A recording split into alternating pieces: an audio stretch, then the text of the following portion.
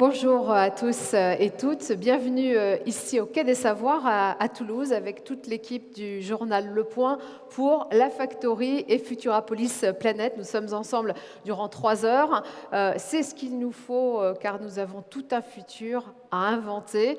La vie devant soi, c'est le titre de cette 10e édition de Futurapolis et c'est cette perspective qui va être notre fil rouge, avoir la vie devant soi et 3 jours, ce soir, vendredi et samedi, pour faire le plein à la fois de rencontres et d'idées.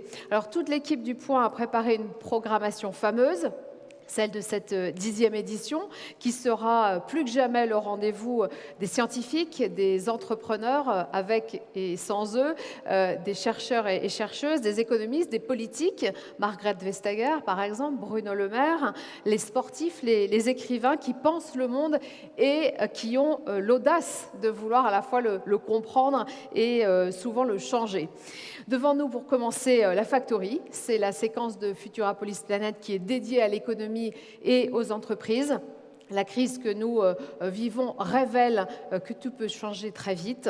Elle ouvre aussi la porte à l'inattendu. Alors aujourd'hui, la parole va être à celles et ceux qui portent des projets innovants, qui osent voir le monde différemment et qui agissent pour un monde de changement et de progrès. Au sommaire, pour que vous ayez une petite idée de ce qui vous attend, nous allons nous consacrer aux nouveaux possibles de l'économie, entendre les témoignages de dirigeants d'entreprises sur leurs actions en matière de RSE, inventer le futur des entreprises avec les étudiants en économie, comprendre aussi que pour penser l'économie différemment, on a besoin de davantage de femmes économistes. Nous allons aussi donner toute sa place à la recherche et aux universités dans cette transition et ce combat écologique. Nous allons voir finalement aussi ce que la crise change dans l'organisation des entreprises et puis toucher du doigt qu'avec le numérique, tout est possible et il y a plus de moyens d'agir que jamais. Nous allons aussi poursuivre notre réflexion sur le progrès, à l'heure où la science est parfois remise en cause, mais à l'heure aussi où science et médecine démontrent leur nécessité absolue, nous poserons la question de la place des scientifiques dans la cité. Tout cela avec nos invités, Sylvie Retailleau, qui est présidente de l'Université Paris-Saclay, la première université non anglo-saxonne au classement de Shanghai. L'économiste Emmanuel Orion, nous aurons également Shakila Boyer, Étienne Sagon, Antoine Frérot, Katayoun Banaï, Erwan Kazar, Philippe Carrère, Dominique Faure, Serge Sassu, Philippe Carrère, le professeur Nassim Kamar, Nadia Pelfig et Étienne Klein, le physicien et philosophe des sciences qui viendra nous éclairer sur la place des scientifiques dans la cité. Voilà pour ce sommaire de la Factory. Nous allons donc regarder du côté de celles et ceux qui ont des idées et qui font un défi personnel de penser un monde complexe.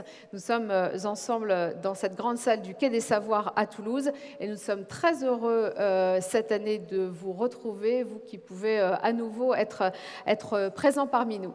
Alors pour donner le coup d'envoi de la Factory et aussi de cette nouvelle édition de Futurapolis Planète, j'appelle à me rejoindre tout de suite Nadia Pelfig, Dominique Faure et Étienne Gernel.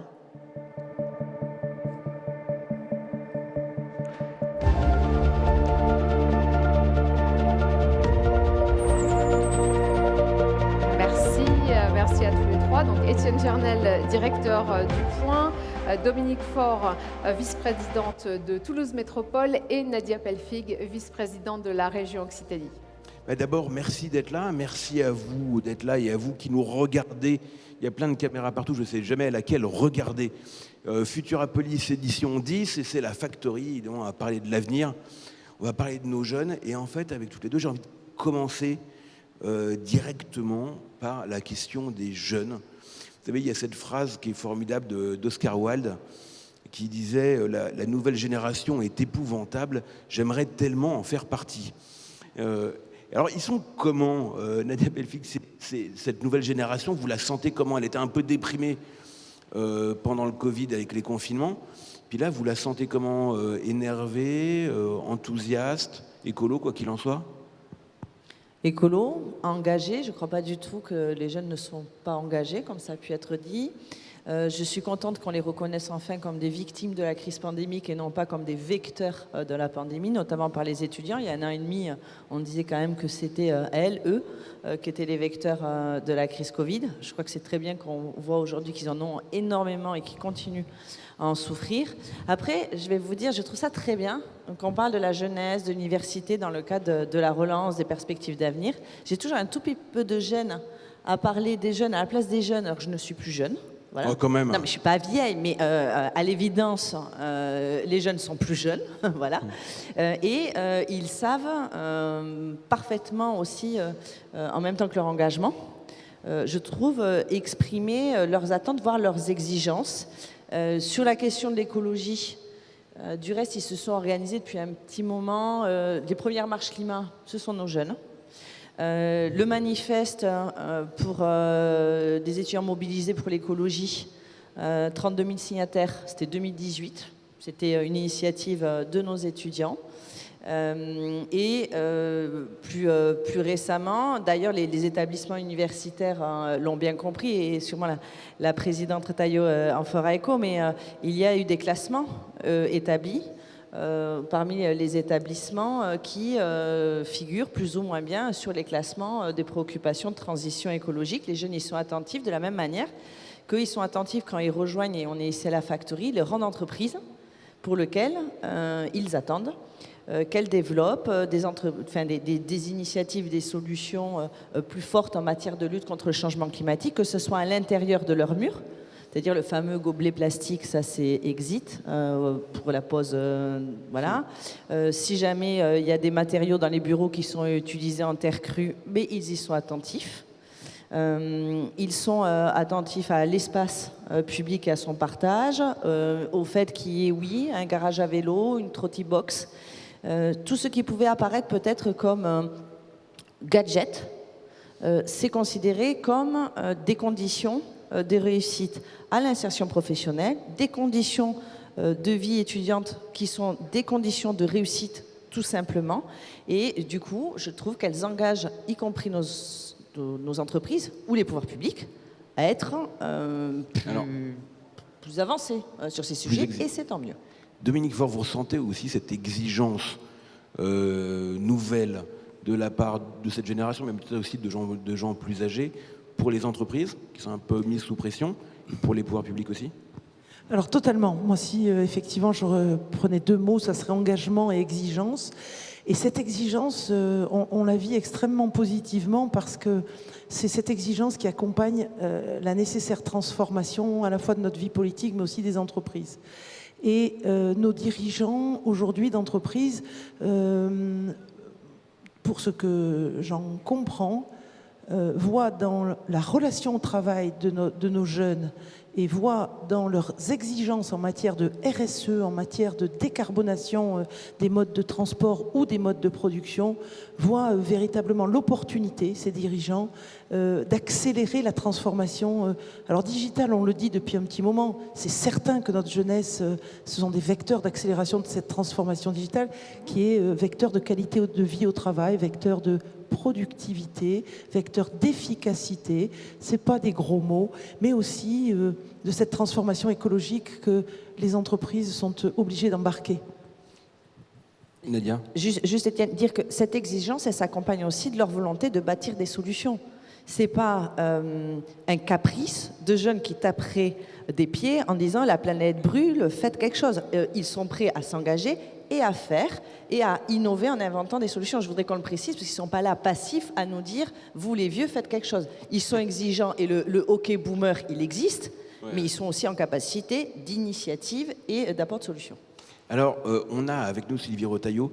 Bonsoir Madame la Présidente, on est ravis de vous avoir avec nous, on est très flattés également. Et pour plusieurs raisons. D'abord parce que vous êtes une chercheuse de très très très haut niveau, une scientifique de très très haut niveau, c'est quand même ce qui compte. Et puis vous êtes, et ça compte aussi, la présidente de ce mastodonte qu'on appelle Paris-Saclay, longtemps attendu, longtemps espéré, et qui prend forme, des formes multiples d'ailleurs, sur le plateau de Saclay, avec des entreprises, avec des universités, des grandes écoles, avec des étudiants, avec énormément de choses, sauf le métro qui n'est pas encore arrivé. Mais d'après ce que j'ai compris, c'était un peu le sujet.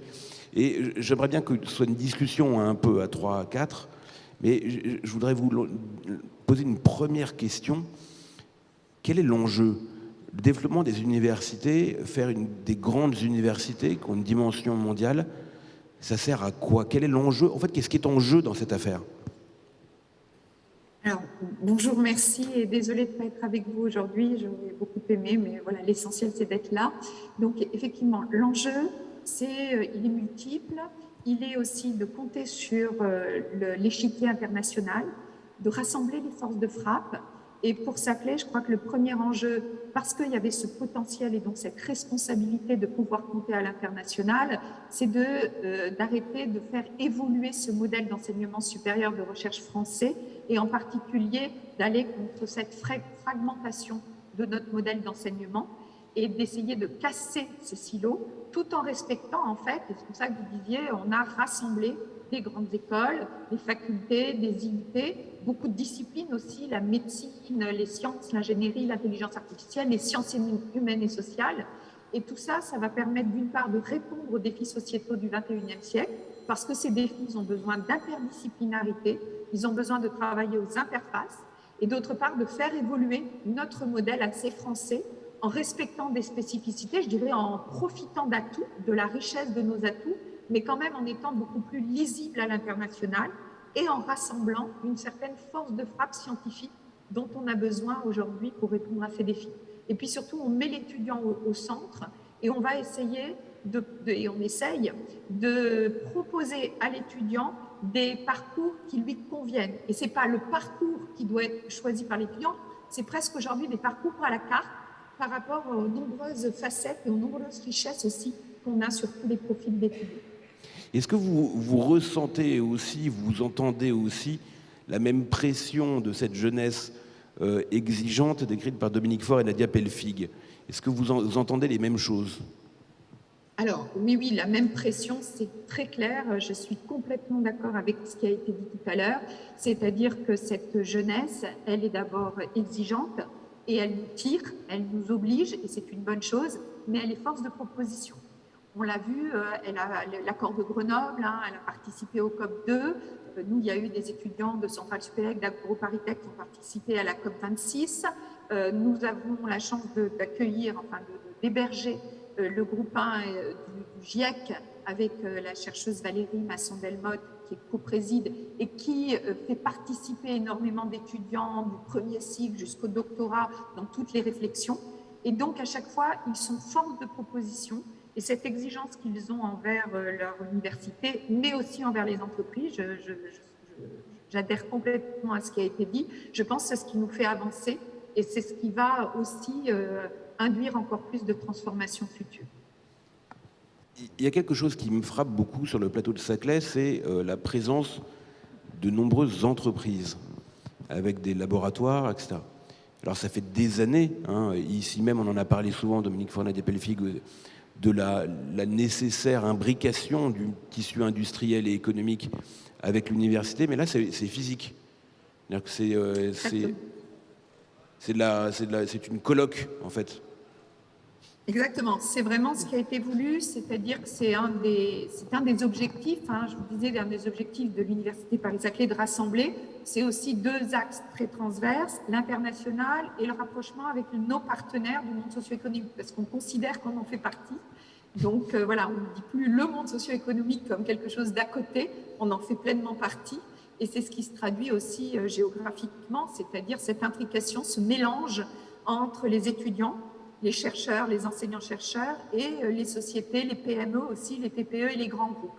Et aujourd'hui, les entreprises, elles s'impliquent aussi bien dans nos enseignements, soit directement en tant qu'experts qui vont intervenir ou en tant que dans l'orientation des formations, elles participent à nos conseils de perfectionnement qui existent dans toutes les formations. Elles accueillent des stagiaires, toutes nos formations des stages, l'apprentissage, et puis la recherche. C'est clair que l'ouverture de nos plateformes, les plateformes qui sont à la pointe technologie, est vraiment très important, en particulier pour les PME et les TPE. L'utilisation de bourses CIFRE pour des doctorants qui permet d'une part aux entreprises de bénéficier d'aides financières et d'autre part aux doctorants d'être dans des conditions d'emploi scientifique, c'est important, et du coup d'avoir cette culture mixte, cette mobilité entre public et privé, je dirais au tout début des études, de connaître ça et que ça devienne naturel. Dominique Faure a une question à vous poser ou une remarque à vous faire, allez-y. Oui, simplement vous dire qu'on partage totalement ce que vous décrivez, mais de façon humoristique, je voulais dire qu'il y a le plateau de Saclay, Île-de-France, et puis il y a Toulouse, juste après. Parce qu'en fait, ce que vous décrivez, en région Occitanie, bien sûr, parce que ce que vous décrivez, c'est vraiment ce qu'on vit à Toulouse. Pourquoi ? Parce que, évidemment, la deuxième ville en termes de nombre de chercheurs, en termes de nombre d'étudiants, et on a une densité industrielle, mais plus largement, toutes entreprises confondues, très forte sur cette métropole toulousaine. Et il est vrai que quand on réfléchit avec l'agence d'attractivité sur qu'est-ce qui attire sur notre territoire les jeunes entrepreneurs, on s'aperçoit qu'on y trouve les ingrédients que vous décrivez, c'est-à-dire une université forte, des laboratoires de recherche forts, et puis des donneurs d'ordre, de gros industriels, et puis des lieux dans lesquels l'innovation est très présente. Et donc, bien sûr, la troisième composante qui vient juste après, c'est la qualité de vie. Et c'est tellement étonnant de voir que ces entrepreneurs qui sont au tout début de leur entreprise, eh bien, ils mettent la qualité de vie juste après. Donc les donneurs d'ordre, l'industrie, le monde économique dynamique sur notre territoire, cette fertilisation croisée avec le monde scientifique et les universités, et puis la qualité de vie à la toulousaine. Tout à fait, mais on ressent la même chose. Les étudiants le recherchent, les chercheurs aussi, partout, et puis les entreprises. Donc c'est un ensemble. C'est pour ça qu'aujourd'hui on crée des campus finalement, des campus qui maillent un peu le territoire. Il y en a à Toulouse, il y en a à Grenoble, chacun avec des caractéristiques. Je crois qu'au sens de recherche, formation, innovation, qui sont vraiment les trois piliers aujourd'hui tout le temps de l'université, effectivement, vous l'avez dit, vient s'ajouter le rôle, mais on le traduit aussi de cette manière-là, finalement le rôle économique et social de l'université au sein de cet écosystème. Et pour moi, l'université aujourd'hui, elle doit être dans le processus de construction sociale, dans le développement socio-économique et dans les réponses à apporter à tous les défis sociétaux. Et pour ça, eh bien, ça crée cet écosystème et dans lequel les conditions de travail et de vie sont fondamentales. Ça, c'est clair. Nadia Pelfigui.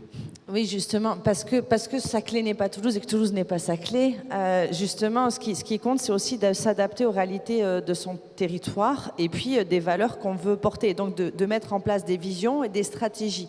Moi, je voudrais illustrer avec deux programmes qui illustrent la manière dont on co-localise recherche, innovation et industrie sur Toulouse. Avec Dominique, on travaille pour l'implantation du Technocampus à Francazal dédié à l'hydrogène, un espace sur lequel on trouvera à parité 200 chercheurs dédiés sur la recherche de l'hydrogène vert et des industriels qui sont plutôt spécialisés dans l'application de l'hydrogène vert sur les segments de motorisation, notamment dans l'automobile ou dans l'aéronautique. Pourquoi ici ? Mais parce qu'on a une force de pionniers d'aéronautique, on a la profonde conviction que c'est une industrie qui demeure une industrie d'avenir, mais qu'on a aussi la profonde conscience qu'il faut que ça participe à la lutte contre le changement climatique, et donc on ne peut plus faire circuler les avions demain comme on les fait circuler aujourd'hui avec des consommations importantes de kérosène. Et donc si on veut donner un avenir et du sens à ce que nous faisons en termes de projet de société, il faut créer les bons outils.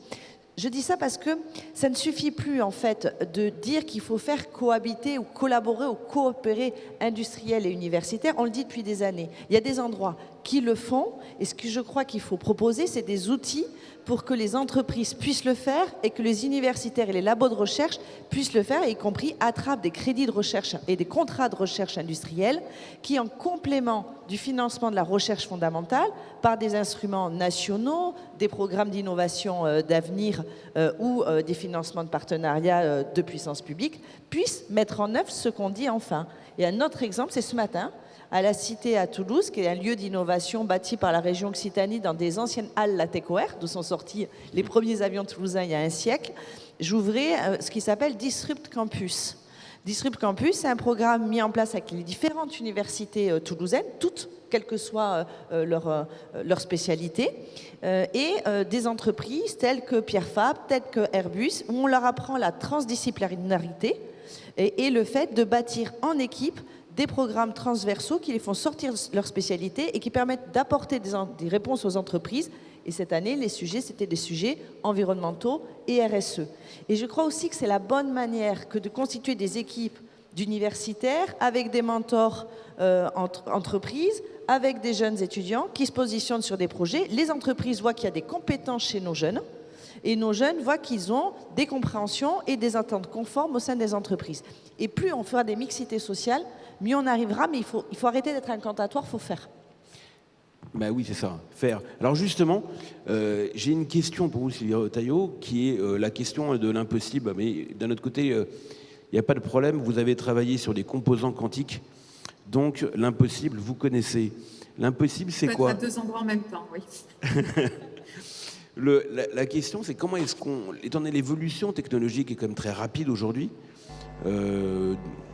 l'exemple de l'ARN messager, c'est quand même très frappant. Oula, il y a un petit... Ouh là là. Ouais, on va apporter un micro, Étienne, un micro tout neuf, tout propre. J'ai une petite question qui est très simple. Comment est-ce qu'on forme des étudiants à des technologies et donc des métiers qui n'existent pas? Est-ce que vous m'entendez là, Sylvie Retailleau? Est-ce que vous m'entendez? Il y a un gros bruit. Ah ça y est, c'était l'avion. Ah ben voilà, qui tout va décollait. bien. C'est bon, il a décollé. C'est bon. La question de l'impossible, c'est comment on forme Mais à les Toulouse, étudiants il y avait- voilà, à des métiers qui n'existent pas parce que les technologies n'existent pas ou parce qu'elles n'ont pas encore assez évolué. Exactement. Comment est-ce qu'on arrive à penser ça?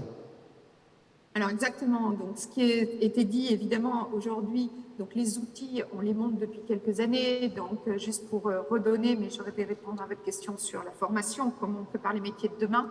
Évidemment, c'est ce qu'on est en train de faire dans beaucoup d'universités. Donc l'université, elle est ancrée dans un territoire, mais elle a aussi une vision nationale, internationale, et on doit travailler à toutes les mailles.